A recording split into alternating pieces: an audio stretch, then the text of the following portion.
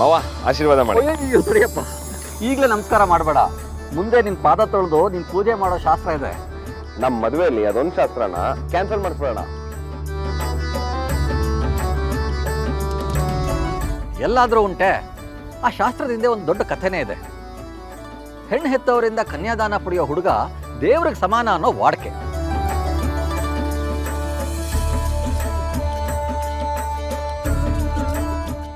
ತಿಳ್ಕೊಳ್ಳೋ, ಸುಮ್ಮನೆ ಎಲ್ಲ ಕಡೆಗೂ ನುಗ್ಗಿ ಹೋಗ್ಬೇಡ.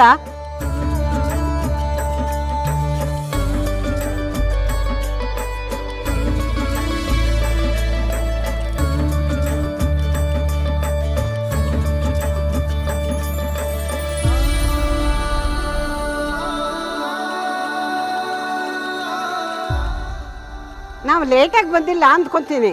ಇಲ್ಲ ಅಮ್ಮ, ಸರಿಯಾದ ಟೈಮ್ಗೆ ಬಂದಿದ್ದೀರಿ. ಎಲ್ಲ ಆರಾಮಾಗಿ ಬಂದ್ರಿ ಅಲ್ವಾ? ಏನೂ ತೊಂದರೆ ಆಗಿಲ್ಲ, ಆರಾಮಾಗೇ ಬಂದ್ವಿ. ನಿಮಗಿಲ್ಲಿ ಎಲ್ಲ ಸೆಟ್ ಆಯ್ತಾ? ಎಲ್ಲ ವ್ಯವಸ್ಥೆನೂ ಸರಿಯಾಗಿದೆಯಾ? ಓ, ಎಲ್ಲ ಧಾರಾಳವಾಗಿ ಆಗಿದೆ, ಏನು ಸಮಸ್ಯೆ ಇಲ್ಲ.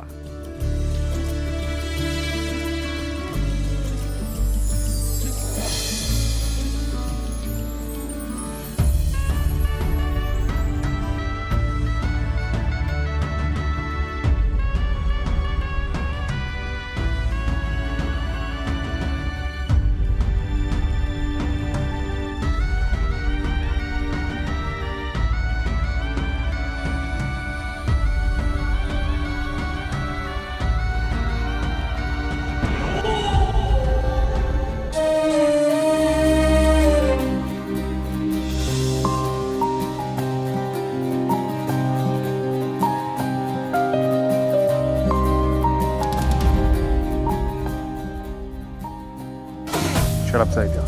ಕಮಾನ್ ವೇದಾಂತ್, ನಮ್ಮ ಡೀಲ್ ಏನು ಅಂತ ಜ್ಞಾಪಕ ಇರಲಿ. ಯಾಕಂದ್ರೆ ಮದುವೆ ನಡೀತಿದೆ, ಪದೇ ಪದೇ ಡೀಲ್ ಬಗ್ಗೆ ಜ್ಞಾಪಿಸೋಷ್ಟು ಪೇಷನ್ಸ್ ನನಗಿಲ್ಲ.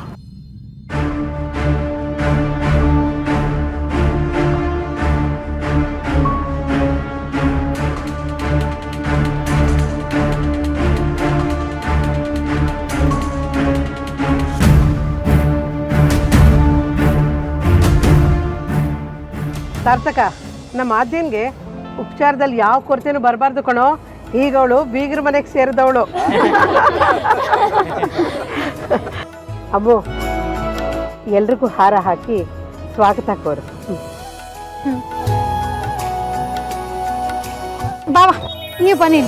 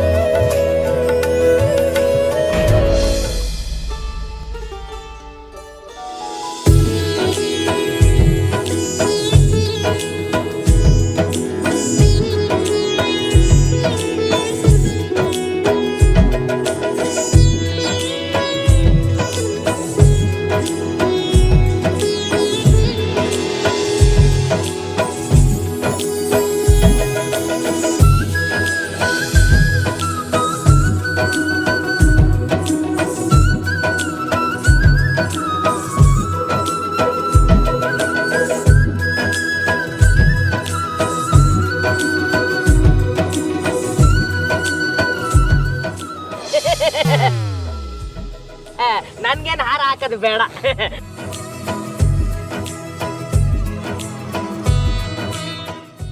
ಹಾ, ಬನ್ನಿ ಬನ್ನಿ, ಎಲ್ಲ ಬನ್ನಿ.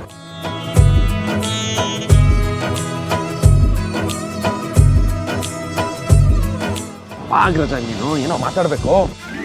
ಏನು ಅಗ್ರಜ, ನಿನ್ನ ಹತ್ರ ಒಂದು ಇಂಪಾರ್ಟೆಂಟ್ ಮ್ಯಾಟ್ರ್ ಮಾತಾಡಬೇಕು. ಏನು ಹೇಳು. ಏನಿಲ್ಲ, ನಂದು ಆರ್ತಿದ್ದು ಫೈನಲ್ಲಿ ಮದುವೆ ಆಗ್ತಾ ಇದೆ. ಅದಕ್ಕೆ ನಂದೇ ಆದಂಥ ಕೆಲವು ನಂಬಿಕೆಗಳಿದೆ. ಏನು ಹೇಳಪ್ಪ? ಎಲ್ಲ ಹೇಳೋಕ್ಕಾಗಲ್ಲ, ಆದರೆ ಕೆಲವೊಂದು ಹೇಳ್ತೀನಿ ಕೇಳು.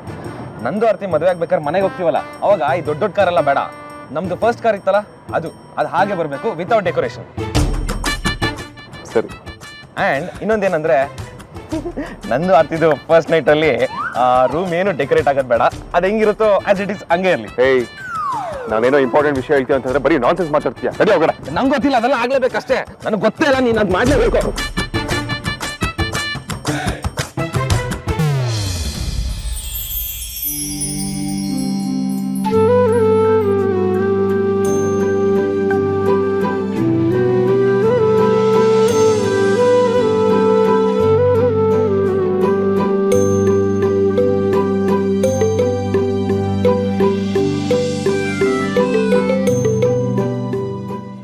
ಬೇಗ್ರೆ, ನಿಮ್ಮ ನೆಂಟರಿಗೆಲ್ಲ 2 ದಿನ ಬರಕ್ಕೆ ಹೇಳಿದ್ದೀರ ತಾನೆ? ಹಾಂ ಹೇಳಿದ್ದೀನಿ.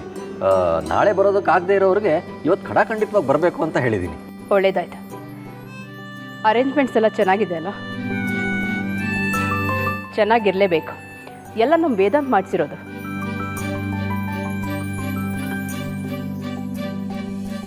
ನಾನು ಅದನ್ನೇ ಹೇಳೋದಕ್ಕೆ ಹೊರಟಿದ್ದೆ. ಚಿನ್ನದಂಥ ಹುಡುಗ ವೇದಾಂತ. ಎಷ್ಟು ಒತ್ತಾಯ ಮಾಡಿದ್ರು ಇವತ್ತಿಗೂ ನಾಳೆಗೂ ಒಂದೇ ಒಂದು ರೂಪಾಯಿ ಕೂಡ ಹಾಕೋದಕ್ಕೆ ಬಿಡಲಿಲ್ಲ. ಹೊರಗಡೆಯಿಂದ ಇದು ತುಂಬ ಒಳ್ಳೆತನ ಅಂತಲೇ ಅನಿಸತ್ತೆ, ಆದರೆ ಒಳಗಡೆಯಿಂದ ಅಷ್ಟು ಸರಿ ಹೋಗಲ್ಲ. ಎಂಥ ಹುಡುಗರು ಎಲ್ಲ ಮನೆಯಲ್ಲೂ ಇದ್ದುಬಿಟ್ರೆ ಯಾರೂ ಶ್ರೀಮಂತರಾಗಿ ಉಳಿಯೋಕ್ಕೆ ಸಾಧ್ಯನೇ ಇರಲ್ಲ.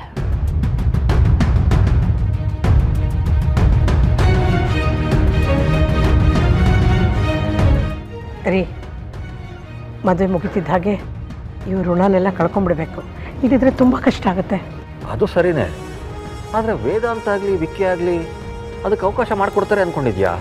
ವಿಕ್ಕಿ ವೇದಾಂತು ನಮ್ಮವರಾಗಿರಬಹುದು, ಆದರೆ ಸುಹಾಸಿನಿ ನಮ್ಮವರಾಗಕ್ಕೆ ಸಾಧ್ಯನಾ? ಆಮೇಲೆ ಪ್ರತಿದಿನ ನಮ್ಮ ಆರ್ತಿನ ಈ ವಿಷಯದ ಬಗ್ಗೆನೇ ಚುಚ್ಚಿ ಚುಚ್ಚಿ ಮಾತಾಡಿದ್ರೆ ಅವಳು ಹೇಗೆ ಜೀವನ ಮಾಡಬೇಕು ಹೇಳಿ? ಅದು ನಿಜಾನೇ.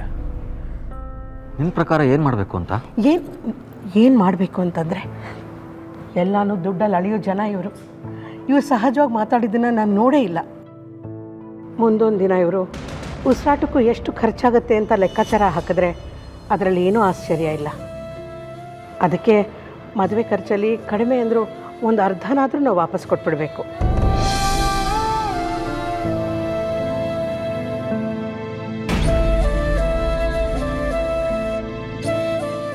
ಪ್ರತಿವೇಳೆ